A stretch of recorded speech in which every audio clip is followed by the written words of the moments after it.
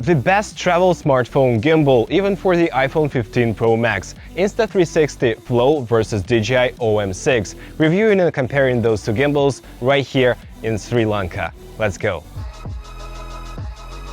What's good, guys? My name is Oleg Nikitin, you're watching No Limits On channel. So I brought those two gimbals to Sri Lanka and tested the hell out of those two and found the best, at least for me. So let me tell you everything I know about those two gimbals. Both gimbals have pretty good payload, iPhone 15 Pro Max no problem, even with the ND filters and a lot of step-up rings, as you can see right here, and with an adapter as a receiver for the HoloLens Lark M2 microphones. I have a review of those right here, so both can handle up to 300 grams easily. So one of the most important parts in a gimbal is the stabilization quality. So to test the stabilization quality, I was using the Blackmagic camera app and I have disabled completely the stabilization in the iPhones. And as you can see, guys, the Insta360 does a better job than the DJI, especially when you're trying to walk with a Ninja Walk and run. And I also did a little vlog test, I'll show it a bit later. And as you can see, guys, those two gimbals are not doing the best job themselves without the phone stabilization turned on,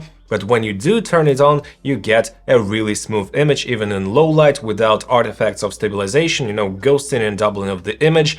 But all in all, I found the Insta360 Flow to be much more fluid. Even if I turn on the stabilization in Blackmagic camera app, like standard stabilization, the lowest amount of stabilization in this app available, but still the DJI got some little jitters, micro adjustments and all that. So in terms of stabilization, I would say that the Insta360 Flow is like 20 to 30% better than the DJI, no matter it is a bit smaller, not a bit, a lot smaller, and a tiny bit lighter than the DJI. Both gimbals have tracking capabilities, but you need to use their own proprietary app to be using the Active Track in the DJI and the Deep Track in Insta360 gimbal, but those two apps do not allow you to shoot in Apple Log, and I really love shooting in Apple Log. It's a lot better in terms of image quality.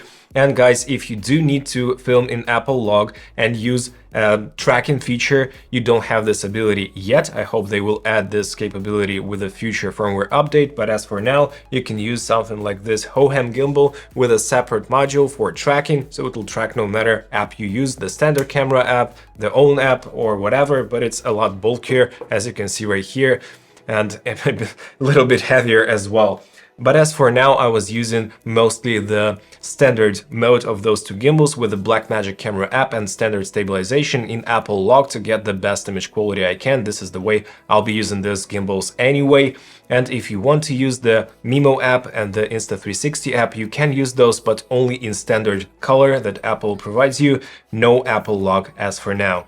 So here's a little selfie test mode on both gimbals, guys. How do you like the footage? We're shooting with the main camera sensor and it's really hot in here, sweating like crazy. So which one is the better one?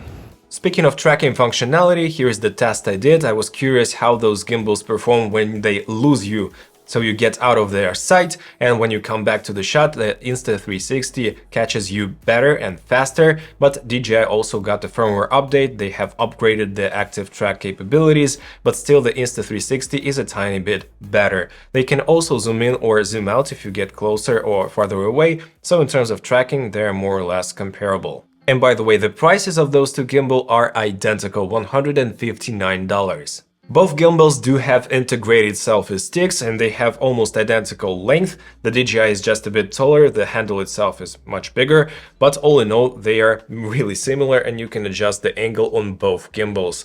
So it's a very nice addition and I was using this feature a little bit, but not really often. But if you do want to use this as a selfie stick, combined stabilizer in the selfie stick, you can do so. Let's talk size, weight and portability of those two gimbals. So they weigh around 400 grams each, actually almost identical, but the Insta360 Flow is a lot more portable, compact and versatile. So let me tell you this, the integrated little tripod feet is a must-save. Because I was using it on Sri Lanka, we was having an excursion and I was taking one gimbal at a location, then another gimbal at a location, and every time I wanted to grab a gimbal from my backpack, my hand was leaning towards the Insta360 because it's much smaller, it can pack into your back pocket of your trousers. You can also attach the magnetic phone clamp directly to the gimbal when it's folded, whereas on the DJI you cannot, due to the construction feature, you cannot attach the magnetic clamp straight to the gimbal when it's folded. It has to be on your phone or separately in the little pouch. They both have pouches, the tissue pouches, nice pouches by the way. And also the DJI does come with a huge tripod feet. It's more stable, but all in all guys, it's much more bulky. So to me it was a pain to actually thread in the tripod feet, to have a separate phone clamp and holder, and all in all it's much more convenient to use the Insta360 on the go while traveling. In terms of the grip, the Insta360 is fine. I can grip it with my hand easily, with all fingers leaning towards the handle. If I need to have a bigger grip, I can extend this built-in tripod a little bit and have a bigger grip, but all in all, it's more than fine to me. In terms of DJI, it has a bigger and better grip, of course, but it's also more bulky, and the tripod feet is simply huge and not really portable. So all in all, a big thumbs up for the Insta360 for the design and the integrated tripod fit. In terms of control elements, they're really similar. Both have the joystick, the record button, the turn button, so you can turn the gimbal like vertically or horizontally. As you can see right here, you have the mode button on the DJI and the little swiping control wheel on the Insta360, like the classic iPad style. Also on the DJI you have the icons in terms of the modes, and on the Insta360 you have the actual letters like pen follow mode, FPV mode. Also here you have an integrated little wheel that controls your tilt in FPV mode, or zooming in, zooming out, or focus in the app. And on the DJI you have the little knob on the side, which controls the zooming in and the focus, and of course the FPV mode roll axis. Also in terms of features, the DJI only has the USB Type-C in for charging, and that's it.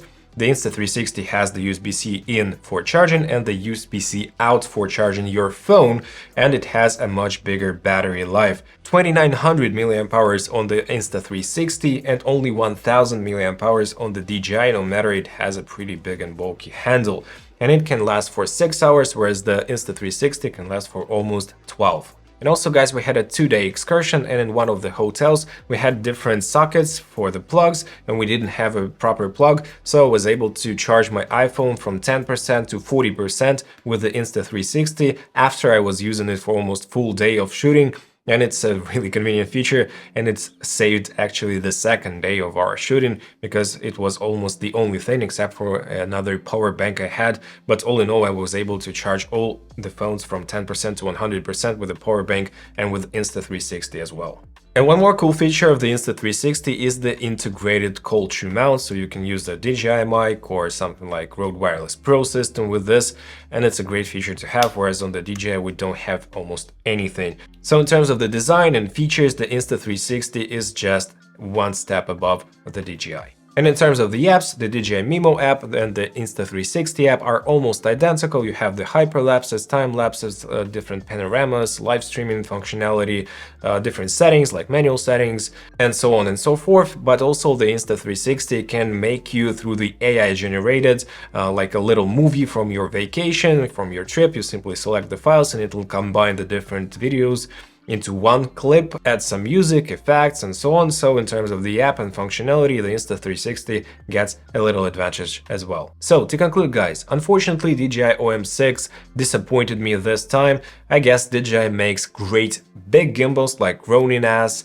the Ronin 2, RS2, RS3, they are great. But with smaller gimbals like Mini 3 and the OM6, they get some issues with stabilization and not a lot of features, to be honest. So in this regard, in a compact gimbal solution for your smartphone, the Insta360 simply rips the DJI gimbal because it has the same price, twice as big battery life, charging capabilities, better stabilization, better features, better app, almost everything is better. So I give the win to the Insta360, and I can highly recommend it to purchase, because if you're traveling or daily vlogging or whatever, the Insta360 is just so compact, tiny, and lasting for so long that you won't be disappointed with this gimbal. Thank you so much for watching guys. If you did enjoy this video, hit the like and subscribe buttons and the notifications bell. Also let me know down in the comment section below which smartphone gimbal you use and why, and here is a full playlist of different gimbals for you to watch next. Thanks, and I see you in the next video. Take care, bye.